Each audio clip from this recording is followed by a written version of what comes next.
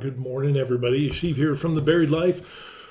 Retired in Korea. For those people who don't know, the wife and I, what we ended up doing, we sold everything we had in the United States. The house, the car, the truck, the guns, the ammo. Moment of silence for not having guns and ammo. Okay, anyway, pots, pans, even everything in the kitchen junk drawer. We sold everything lock, stock, and barrel. I mean, everything. We threw stuff in a couple of suitcases, and eventually we came and retired here in Korea.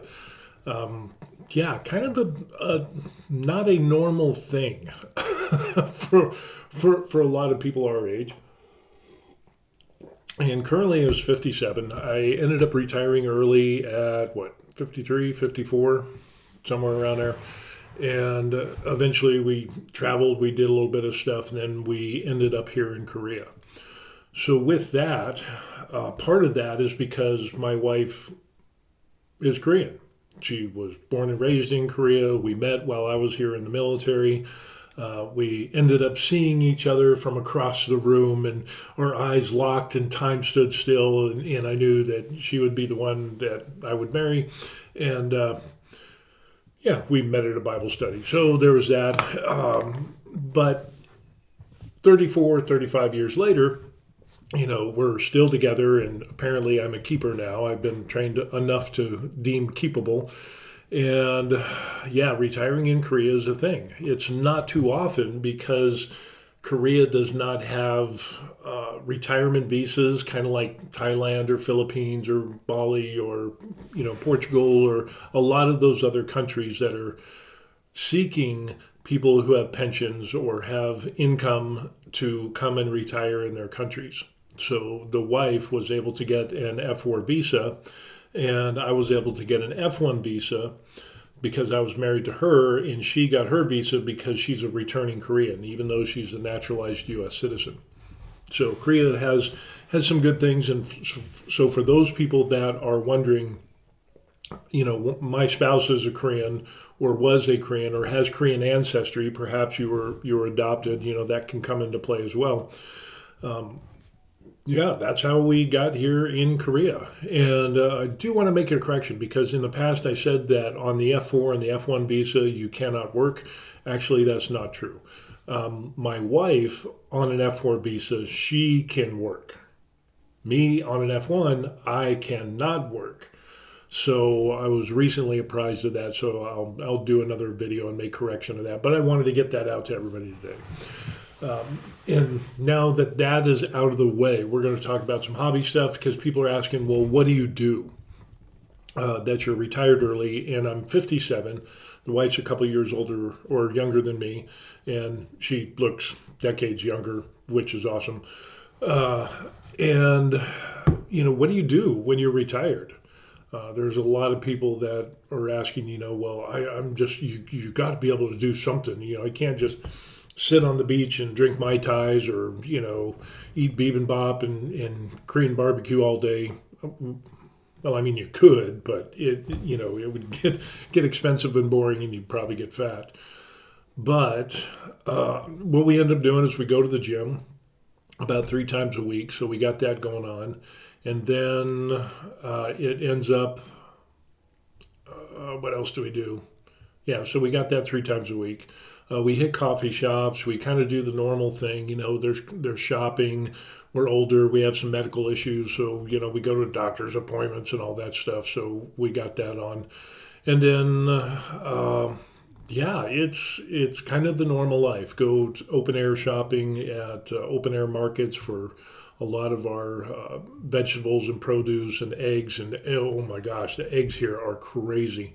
I did a video. You can check my YouTube page, The Buried Life on YouTube, and you can see a breakdown of where we went to the open air market and we brought back our haul and showed you what we got for it was like $53. It was a lot of food, and the eggs are just incredible. It's the most orange colored yolks I have ever seen, and it's a little bit more expensive, but not compared to the United States.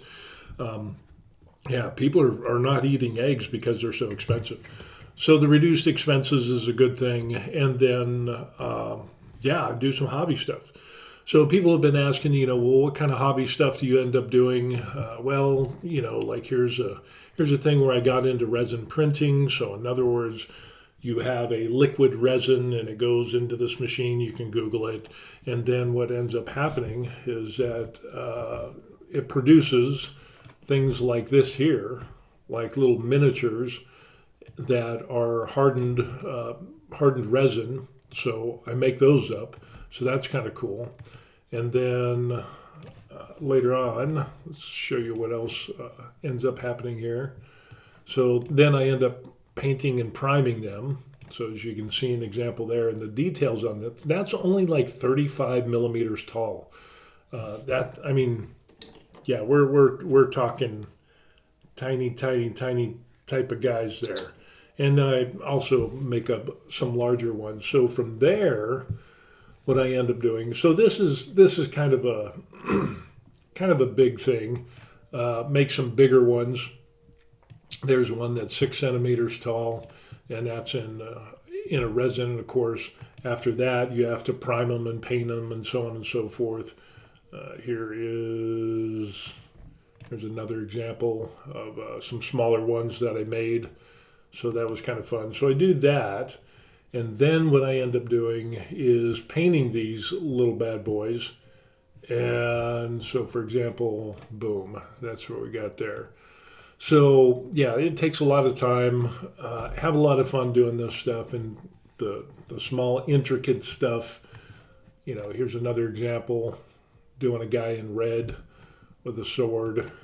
And let's see, there's another one there, a large 35 millimeters. There's a large guy I'm working on. So yeah, there's just a lot of miniature stuff going on around here. And let me see what else. Oh, here's the more finished product one. Man, that picture is huge. Let's get this down a little bit. So yeah, definitely got some details to these things, and it's a lot of fun. It also gives me something to do. It allows me to concentrate and do something that I've never done before. Like I've never really was an artsy type of person back in the day. But you can see all the detail. All of this is hand painted. So yeah, it gets kind of interesting. It's kind of fun. I enjoy it. I don't play Warhammer. That's mostly where those figures come from. But then let me show you some other finished products. So kind of that right there. Let's see if we can blow this up a little bit. So kind of that red Spanish grimy type of look. Kind of got that going on there. And then there's that guy. I'm trying to work on the cape and the action, and and this is 35 millimeters tall. So this is really, really small. And then worked on this guy here. Here is a final one that I did, and you can see some of the details there. So yeah, it's it's time consuming. It's kind of fun.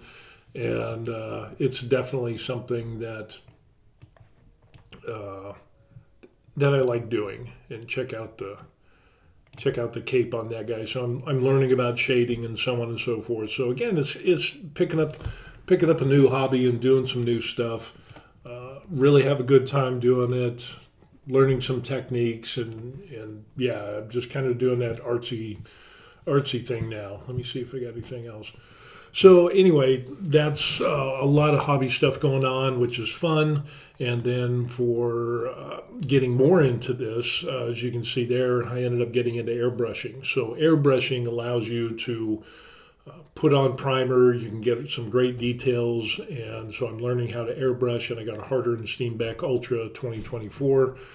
And then along with that, yesterday, or actually the day before, I just ended up getting this here, which is a small air tank compressor that can work with the airbrush. Only gets about 69, 70 decibels, which isn't bad. And with the air tank, it'll run and fill up, and then you have a few minutes of which you can paint, and the thing is awesome. Of course, that was locally here in Korea, and that whole thing came as a package. It came with the compressor, and it also came with its own separate airbrush, a little Chinese made one, but it was a lot better than the cheapo Amazon one that I had before. But the Harder and Steenbeck Ultra it's I can't wait to paint with that. So yeah, anyway, just doing that and messing around uh, with the hobby stuff. And then we get to the car insurance. So, car insurance here in Korea is kind of the same as in the United States. You have to have car insurance to be able to drive in Korea. I haven't heard of anybody not driving with insurance. So, it's not like the United States, where some states you need to have uninsured motorists because, of the influx of so many illegal aliens or people who are not having insurance. Are causing such a problem in those states or areas and in the insurance industry as a whole, which raises the prices. That's the one good thing about Korea. Most people follow the laws and obey the rules and so on and so forth for the betterment of the whole. And the good news is with car insurance, what we ended up doing is saving about half of our car insurance. So I did let me see if I can pull this up. I talked about insurance, or not insurance, but actually, where is this? Okay, we're going to open this up here, where we talked about car insurance and so on and so forth, and we'll take a look at that right now and how much car insurance costs. So let's get rid of that. But on car insurance, so we've got a 2018 Hyundai Sonata, and it was a one owner. Actually, it was a rental, but it was only rented to one person. Low miles, used some kind of car app here in Korea, kind of like Carvana or whatever. Monthly insurance is $35 to $40 a month.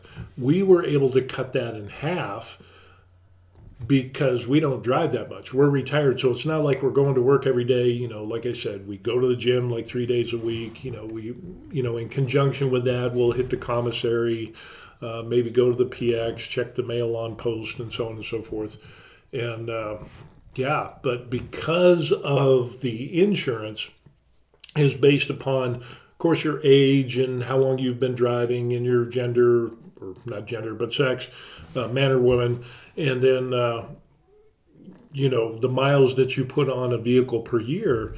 If you don't drive a lot, you get a really significant drop in the insurance. So the monthly insurance that we had, which is about $35 to $40 a month, has now been cut in half. So we're paying, $15, $16, $17, maybe $20 a month now. Because we just got new insurance, and it's with Samsung Insurance. And what they'll do is they'll say, hey, well, do you have certain features on your car, like, camera, they call it a black box, and, which records accidents and things like that. So, that's kind of a good thing. And most cars here in Korea have that. Will have a dash cam type thing that records accidents, your speed, your location, and all of that stuff. That's really helpful when we're talking about driving in Korea. So you can see some of the expenses there. Getting gas on post, which is a military base, is about $60 per tank, $50, $60 per tank, depending on the price. But off post, you're going to pay about double. So, being a military retiree, that ends up being really good. But getting half on our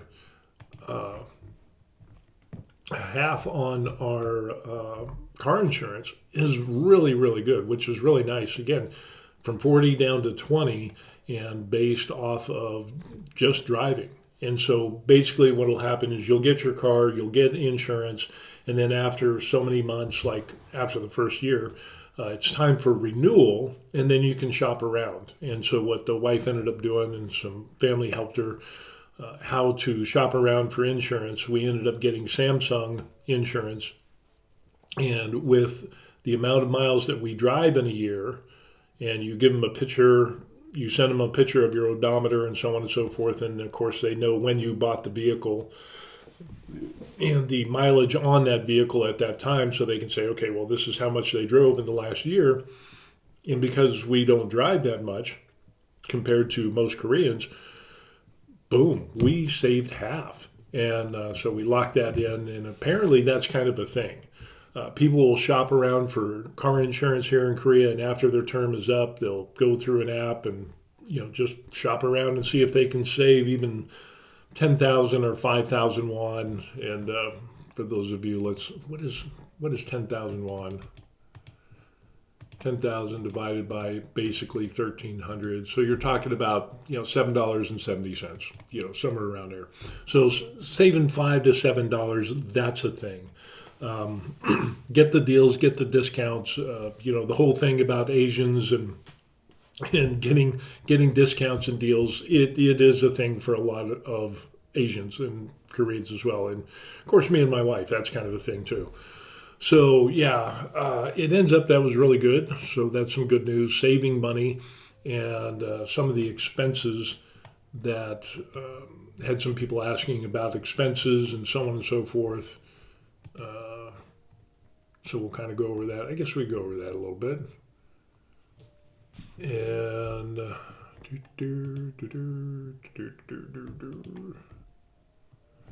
so let's take a look and I'll show you what we're talking about here. So this is our Korean apartment. The apartment that we're in now is the one that I bought that's in my name. And foreigners can buy property. You can buy property sight unseen. You could be in another country and buy property here in Korea. You can buy property on a tourist visa. You can buy property on a long-term visa, an education visa, work visa, whatever. There are some restrictions for like around military operations areas, conservation areas, what else? Heritage sites or, things like that, history, kind of like what we have in the United States. But you're not limited. You can buy buildings, you can buy office, commercial, you can buy land, property. It's, foreigners can buy that. But as far as expenses, because somebody asked me and said, hey, what are the expenses that you have? We'll go over this again. And here we are.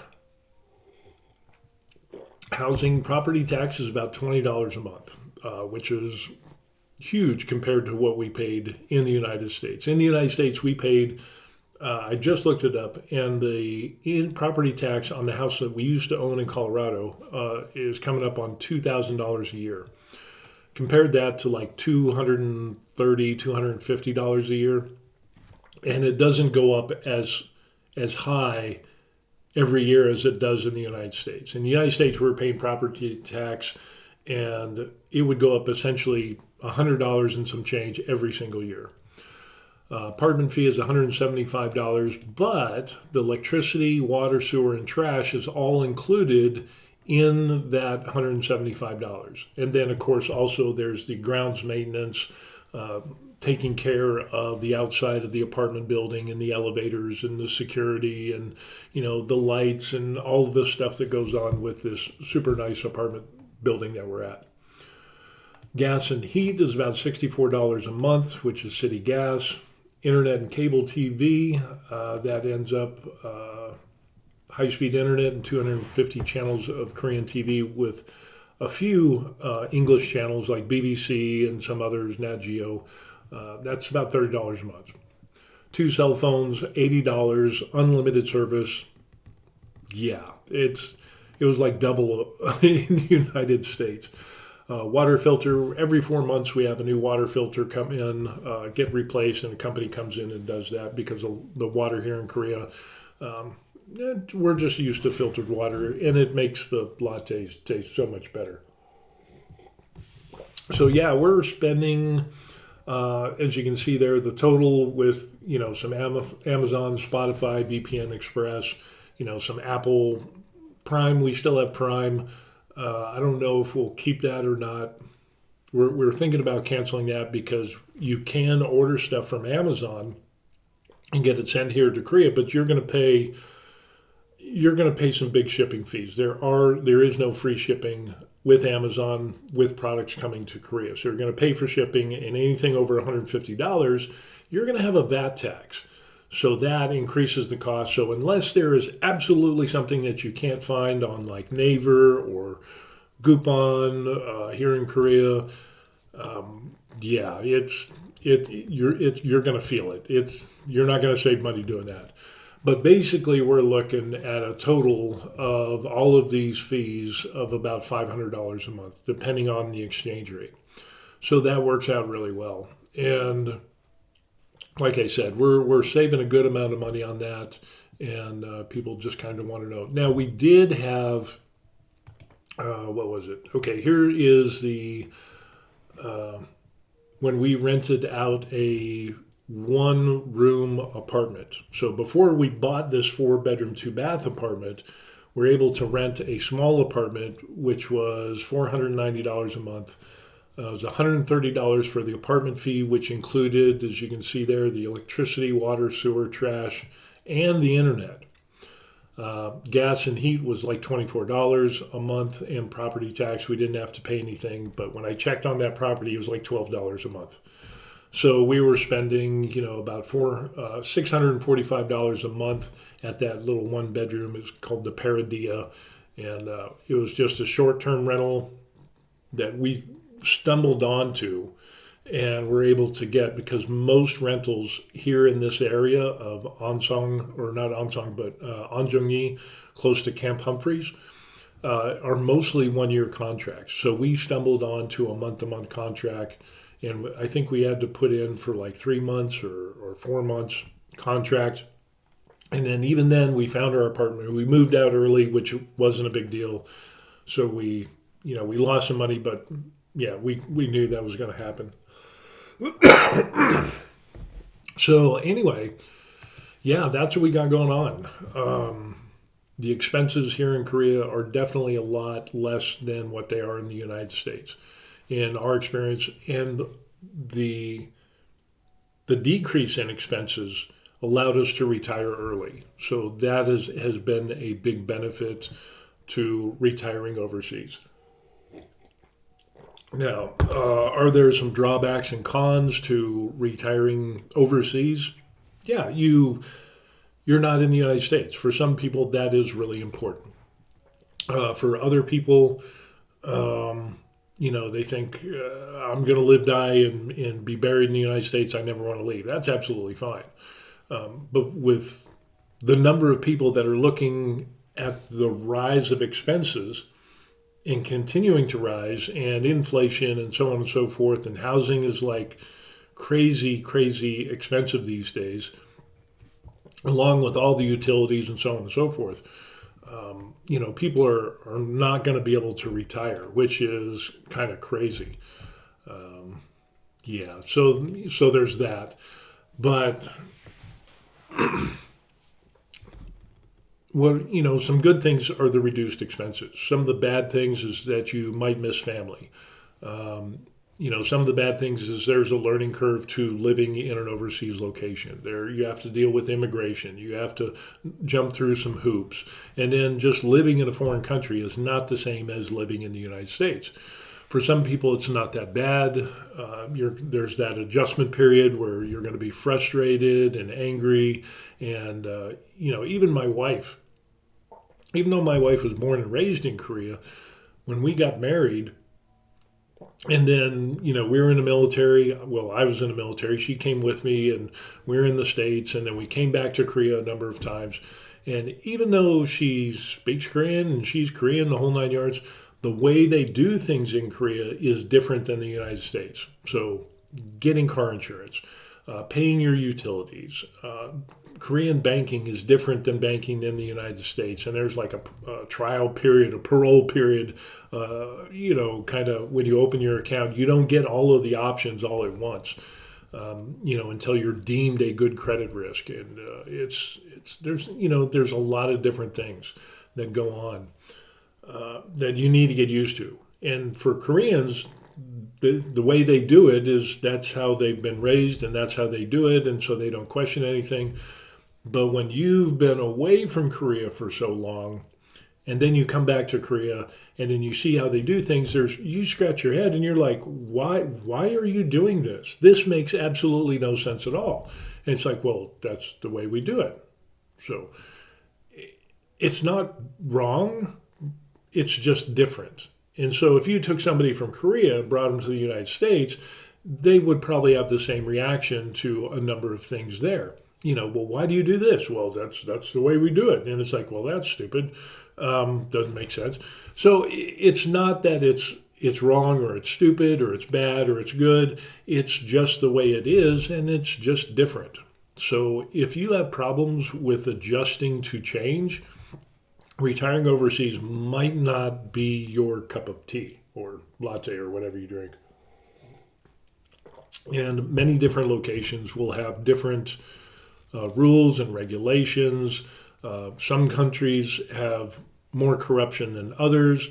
Some some are biased against foreigners coming into their country and retiring, even though they have expat visas and retirement visas. Other countries are more welcoming. That's another question that people have asked me. Have I noticed any racism here in Korea because I'm a foreigner? Being that I'm 6'2" and 250 pounds and I got a little bit of muscle on me, I haven't noticed it. So, but back in the day, like when my wife and I got married, yeah, there was the stigma of foreigners. And foreigners were okay, because we came to Korea and we're helping Korea, defend against North Korea and so on and so forth. Excuse me, because of, North wants to take over the South and so on and so forth.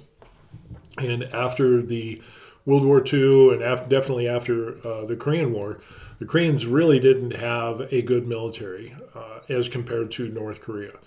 So that's why the United States was here, that helped stave off, communism and so on and so forth. Now I think Korea could defend itself. There's definitely a less of a presence of the United States here in Korea, but there's still a little bit of stigma against foreigners.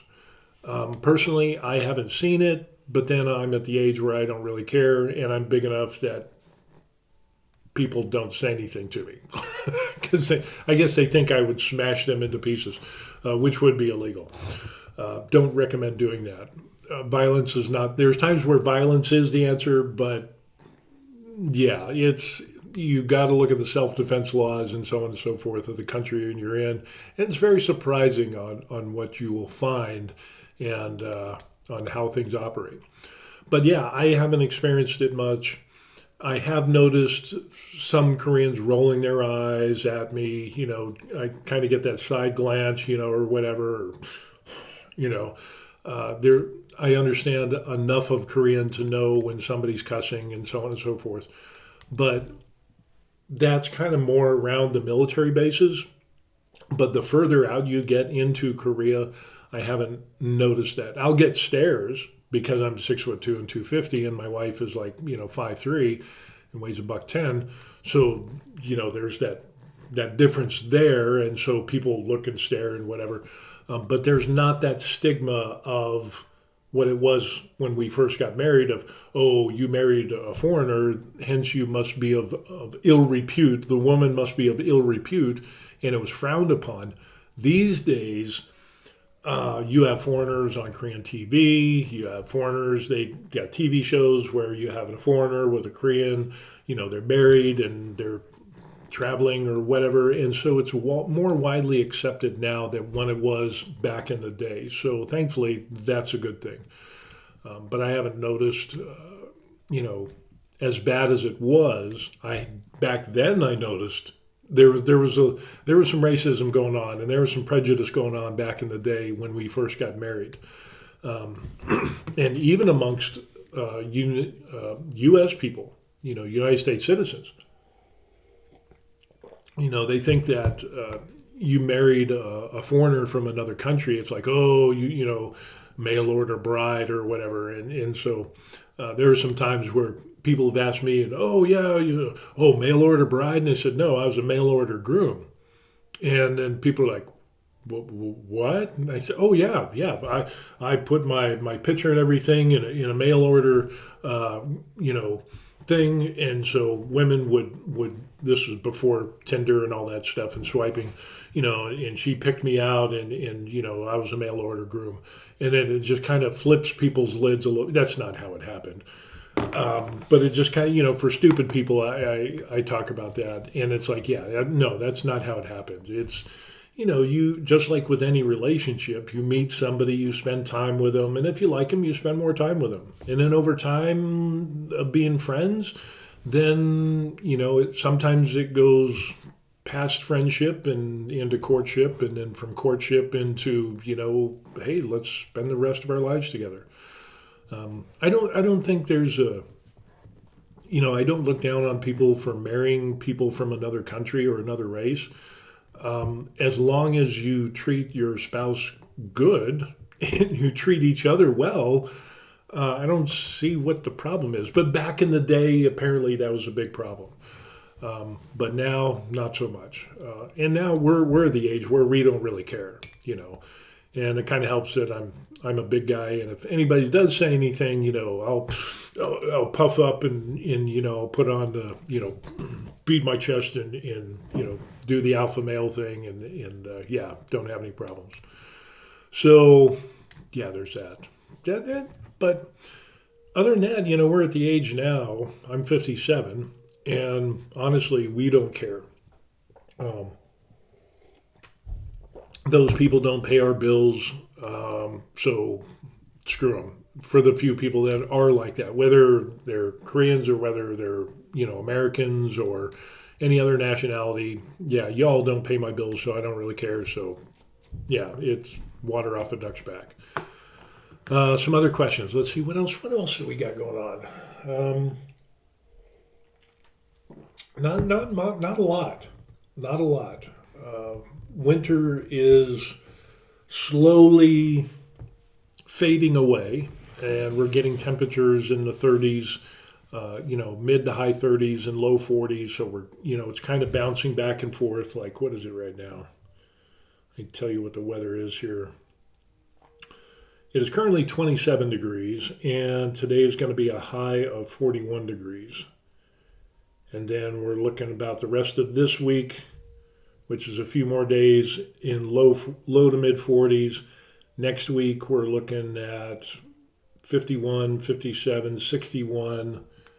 So we're definitely getting some nicer weather here in Korea, which is that's always some good stuff there. But yeah,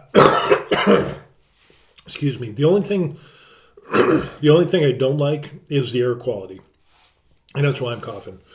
Air quality in Korea has gotten really, really bad because of China and those other countries, and because of the wind stream that brings that pollution here to Korea. It is compared to when I first got to Korea in 1988. Yeah, that's a long time ago. Some people are like, "Oh, what was Jesus like back then?" Uh, yeah, I'm a little old, but air quality was so much better back then. And even I noticed a marked difference in the air quality from when I left Korea from the military in 2002. So I was stationed in Korea, and then we went to Fort Sill, Oklahoma, is where I did my last duty station before I retired. But between 2002 and when we came back, yeah, it is really, really gotten worse. So, and that's something to check out. The weather conditions throughout the year. What is it like as far as heat, humidity, air quality? I know as you get older, it's like air. When I was younger, it's air quality. Well, I don't know why seniors are concerned about air quality. Seniors. Of course, now I'm a senior and I'm like complaining about air quality. So, yeah, karma. But yeah, air quality is definitely something. And here in Korea, pretty much every single home has an air purifier. So don't skimp on the air purifier. That is definitely a thing. Uh, Weather in Korea, fall is good, spring is good, winter is not that bad because we're retired and we have underground parking, and so yeah, it's not bad. The one season that I do not like, that I would almost even say hate, severely dislike a lot, would be Korean summers because of the heat and the humidity. I'm not a fan of humidity. I've been down to South America, I've been in Panama in the jungles and so on and so forth, and I hate humidity. I've been in Illinois, I've been down south in the United States, in Alabama and places like that. It's humidity is not my thing. I don't like it. I run hot anyway, so if you add more heat and then add on that humidity, it just sucks the life out of me. And yeah, there's a lot of people that don't like Korean summers. So yeah, if you're planning on visiting Korea, spring, fall, even winter isn't that bad, but summer, unless you can deal with heat and humidity, the type of heat and humidity where it's like don't touch me, don't look at me, don't, yeah, it's kind of like that. Yeah, but that's just me. But again, it depends on how you deal with it. But spring, fall, winter, spring and fall are probably the best two times of year that I like here in Korea. So yeah, weather.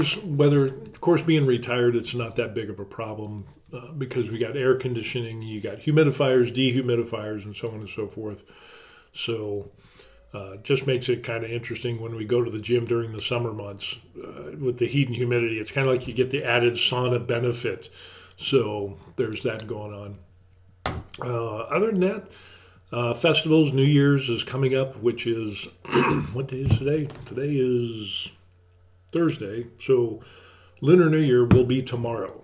And there's going to be a big celebration normally in most Asian countries for the Lunar New Year. And here in Korea, it's no exception. So they're going to have a big, wife's family's going to have a big get together. She's going to go help make food today, and then tomorrow we'll go eat lots of food and we'll drink some beverage, and I don't know, maybe I'll drink some alcohol. We'll see a little bit. But because I drive, I don't like drinking and driving. So depends on who. If somebody comes and picks me up, will make a difference on whether I drive or not. But yeah. Yeah, so that's what we got going on. Kind of normal life, boring. I actually got to a place in my life where I couldn't understand why seniors are saying boring is good. I get it now. Boring is great. Especially being retired, you don't have to deal with the crap of work and stress and being in the United States, high expensive bills and expenses and so on and so forth. When you're retired and you have that income stream, boring is good. In my life, I deal with depression, PTSD. I've dealt with failed business, family business that screwed me beyond belief, that took over 15 years to basically 10, 15 years to get over and recover from that. And so lawsuits, family problems, cooking the books, embezzlement, fraud. Yeah, and I was on the receiving end of that. I wasn't the one doing that in unfortunately his family business thing. But now boring is good. So, we do our gym, we travel, we go to coffee shops, whatever, do our little hobby stuff here and there. Wife loves soccer, and so she watches that, and it's kind of an enjoyable life. We go to the mailbox, and it's like before it used to be going to the mail was like a negative thing. It's like, oh my gosh, here come the bills. Oh my gosh, here comes is there going to be another lawsuit? Oh, here's more legal problems that we got to deal with because of family screwed me on the family business thing. Now it's like, going to the mailbox isn't a big deal because we get some flyers, we get some advertisements, junk mail, we get some statements from, our investments in banking and then that's it, So it's not a bad thing anymore. I totally get why seniors, because I am a senior now and I totally get it now. I also get it why seniors like animals over people. because if you've been screwed over enough in life by your family and a lot of bad people, now I understand why seniors have pets and why it's like, they have dogs, they have cats, and I'm a dog person or a bird or whatever it is. And yeah, because people suck. A lot of people suck. So I totally get it. I get the boring is good. We don't have a dog. Eventually, I want to get a dog one of these days, but after we do some traveling, and then, I think I get it.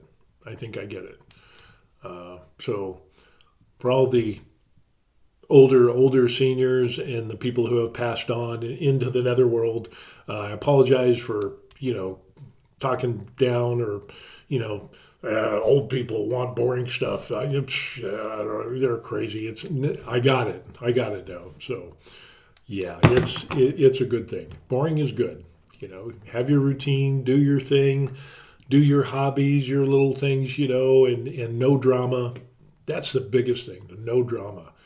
The lack of drama and unnecessary stress, because you have to have stress to keep you alive.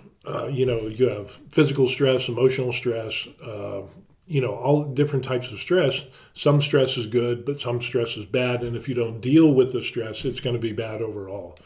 But just the lack of bad stress and the lack of unnecessary drama is a very good thing. So I would say retiring is good, but if you still have to deal with high stress and drama, then it doesn't really matter because you're still going to be stressed out. So there's something to be said for becoming debt free or working towards being debt free financially and so on and so forth. But you should also be debt free emotionally and spiritually as well, because that will put you in a much better place to enjoy your financial freedom or your being retired, whether you're stateside or overseas.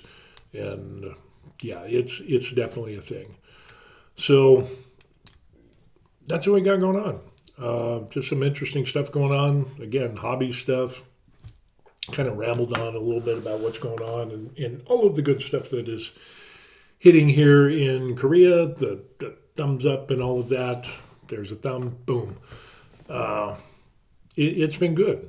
So definitely a thumbs up overall. Like it, recommend it. Less expenses.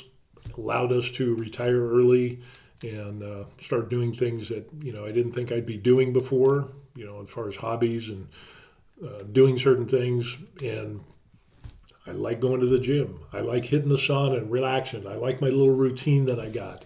And, I like the place that we're in. And, yeah, settling down. And as far as settling down, I don't think we've settled down enough. Or not finally. Because there's never, you're going to get your final house or your final dwelling, and then you're going to go to maybe an assisted living facility or whatever, and then you croak and kick the bucket. But I think we'll move maybe one more time because we're thinking about maybe buying an apartment, but we'll see how that goes. So that way we'll rent out this place and we'll live in a 3-2 apartment, which is smaller. Of course, both of them will be paid off, so that is definitely a thing. Highly recommend people pay off their house because that's going to be your largest living expense. And so being in an overseas location, some places you can purchase property, others you can do, like in Thailand, you can do like leaseholds where you can basically buy the property or lease it out for 30, 50 years or whatever it is, but then it goes back to the state or whatever. But by that time, we're all going to be gone anyway. So, who cares? But that monthly expense of paying off your house is really, that is such a wonderful thing. So, and with the reduced expenses of being overseas, yeah, it's a good thing. It's a good thing.